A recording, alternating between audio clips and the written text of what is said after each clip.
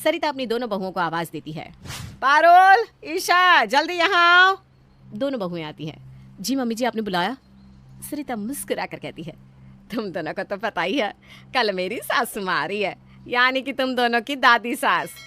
दोनों बहुएं हैरान होकर एक दूसरे का मुंह देखने लगती है और आपस में फुसफुसाते हुए कहती हैं, भाभी ये मम्मी जी को क्या हो गया, इतनी खुश क्यों हो रही है? दादी सास आएंगी तो सासू माँ की तो जिम्मेदारी बढ़ जाएगी, दादी जी की सेवा उन्हीं तो करनी पड़ेगी। मैंने तो सुना है कि दादी जी बहुत कड़क स्वभाव की हैं। हाँ, सुना तो मैंने भी ऐसा ही है। सुनो, तुम दोनों मम्मी जी के आसपास भी मत फटकना, मम्मी जी की सेवा तो मैं ही करूंगी, आई बात समझ में? दोनों बहुएं सर हिलाकर हाँ कहती है। चलो अब जाओ, सो जाओ, सुबह मम्मी जी आने वाली है, मुझे तो खुशी के मारे नींद ही नहीं आने वाली। दोनों बहुएं वहां से जाने लगती है और आपस में फुसफुसाती है, ईशा जरूर कुछ तो गड़बड़ है, भला अपनी सास के आने से कोई इतना खुश होता है क्या? हमें मम्मी जी का ये राज तो पता करना ही होगा। दोनों बहुएं चुप जाती है। सरिता झांक कर देखती है कि दोनों बहुएं हैं या नहीं, फिर धीरे से कहती है, दोनों बहुएं यही है, वक्त आ गया है प्लान शुरू करने का। अरे वाह, मम्मी जी आएंगी कल, जो मम्मी जी की सबसे ज्यादा सेवा करेगा, मम्मी जी उससे अपनी 20 लाख की एफडी का पैसा देंगे।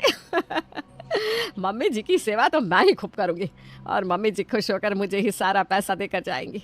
लेकिन ये बात बहुओं को पता नहीं चलनी चाहिए, वरना वो दोनों सासू माँ की सेवा करने लग जाएगी और एफडी का पैसा उन दोनों को मिल जाएगा। दोनों बहुएं छुप कर सारी बात सुन लेती हैं। ओह, तो ये बात है, भाभी दादी जी की सेवा तो हम ही करेंगे और दादी जी का सारा पैसा हम ही मिलना चाहिए। हाँ ईशा, तुम बिल्कुल सही कह रही हो, मम्मी जी को लग रहा है कि वो सारा पैसा अकेले हड़प लेंगे, लेकिन हम ऐसा नहीं होने देंगे। अब देखना, हम दादी जी की इतनी सेवा करेंगे कि दादी जी हमें ही पैसा देकर जाएगी। देखना, कल सुबह हम दोनों मम्मी जी से पहले उठकर दादी जी के आने की तैयारी कर लेंगे, दादी जी खुश हो जाएंगी। सरिता कान लगाकर बहुओं की बात सुन रही थी। दोनों बहुएं वहां से चली जाती है।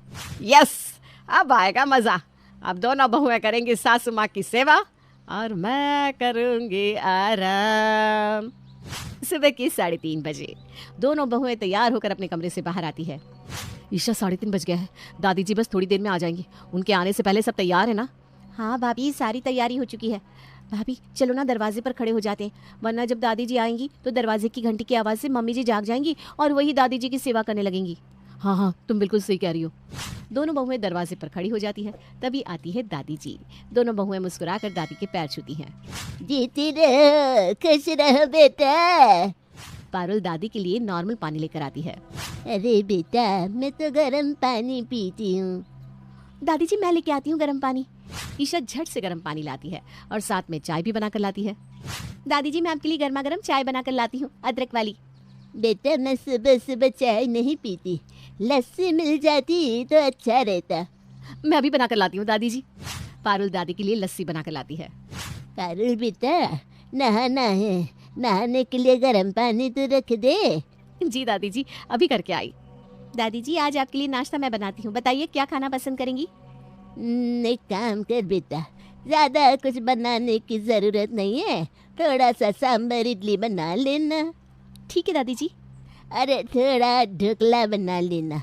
एक काम करना, थोड़ी कचौड़ी ही बना ले, बहुत दिन हो गए जलेबी खाए, थोड़ा जलेबी भी बना लेना। वैसे एक बात कहूँ, रस मलाई हो जाए तो मज़ा आ जाए, थोड़ा पोहा भी कर लेना, बस ज़्यादा कुछ करने की ज़रूरत नहीं है। हाँ, तब तक मैं नहा लेती हूँ। दोनों बहुएं हैरान, फिर हाँ में सर हिलाती है। ये दादी जी खुद को समझती क्या है, इस घर को होटल समझ लिया है उन्होंने, इतना सब कुछ कैसे बनाएंगी भाभी?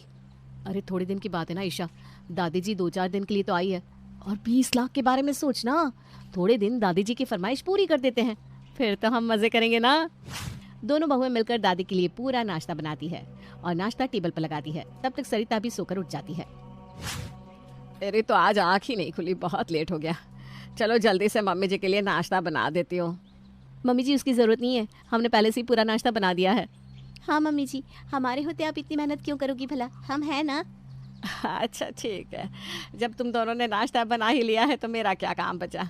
मैं एक काम करती हूँ, थोड़ी देर और सो जाती हूँ, वैसे भी ना मेरे सर में थोड़ा दर्द है। सरिता मुस्कुराती हुई अपने कमरे में चली जाती है। अच्छा उल्लू बनाया दोनों बहुओं को, आप दोनों मिलकर मम्मी जी को संभालेगी और मैं आराम करूँगी। ईशा और पारुल सारा दिन बड़े मन से दादी सास की सेवा करती हैं। कभी दादी के लिए खाना बना रही है, कभी उनके लिए कपड़े प्रेस कर रही है, कभी उनका बिस्तर बना रही है, तो कभी दादी के हाथ पैर दबा रही है। बेटा तुम दोनों बहुत प्यारी हो। भला आज के ज़माने में बड़े बूढ़ों की इतनी सेवा कौन करता है जितना तुम कर रही हो। तुम दोनों का सेवा भाव देखकर मेरा मन खुश हो गया। पहले तो मैं यहाँ 2 दिन से ज़्यादा नहीं रुकने वाली थी, लेकिन अब सोच रही हूँ पूरा 1 महीना रुक ही जाती हूँ। ये सुनकर दोनों की सिट्टी पिट्टी गोल हो जाती है। ईशा गुस्से में टहल रही थी तो पारुल जल्दी जल्दी खाना बना रही थी। भाभी ये तो पासा उल्टा पड़ गया। हमने सोचा था दादी खुश होगी तो हमें 20 लाख रुपए देकर जाएगी, लेकिन यहाँ तो दादी ने 1 महीने रुकने का फैसला कर लिया। अब हम क्या करें भाभी, मुझसे इतनी मेहनत तो और ना होगी। तू सही कह रही ईशा, लेकिन 20 लाख रुपए चाहिए तो हमें दादी जी की सेवा तो करनी होगी। 1 महीने की तो बात है ना, उसके बाद तो दादी जी चल ही जाएंगे, फिर हम सोचो कितने अमीर हो जाएंगे। दोनों बहुएं जी लगाकर पूरा महीना दादी सास की सेवा करती है। 28 दिन बाद दोनों बहुओं की दादी की सेवा कर करके हालत खराब हो चुकी थी। उनकी ऐसी हालत देखकर सास सरिता मन ही मन बहुत खुश हो रही थी। सरिता अपने कमरे में बैठी बहुओं की हालत पर हंस रही थी। ईशा और पारुल को क्या बुद्धू बनाया।